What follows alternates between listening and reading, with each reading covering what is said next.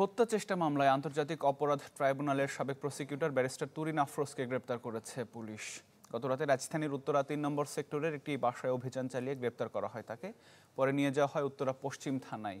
Police জানায় তুরিন আফরোজের বিরুদ্ধে উত্তরা ও নীলফামারীতে বেশ কয়েকটি মামলা রয়েছে। তবে আপাতত উত্তরায় বৈষম্য বিরোধী আন্দোলনে আব্দুল জব্বার হত্যা চেষ্টা মামলায় গ্রেপ্তার দেখানো হয়েছে।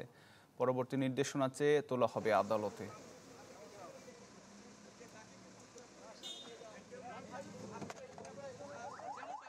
মামলাটি হচ্ছে হত্যার উদ্দেশ্যে গুলিবিদ্ধ করিয়া মারাত্মকভাবে আহত করার যে পরিকল্পনার একটা মামলা, সেই মামলায় উনি এফআইআর নেমীয় আসামি ৩০ নম্বর আসামি উনি।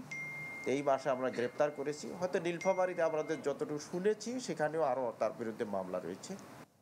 লিলি হালাল বিউটি সোপ, বিএসটিআই কর্তৃক সনদপ্রাপ্ত দেশের প্রথম হালাল বিউটি সোপ। দীপ্তিময় উজ্জ্বল ত্বকের জন্য।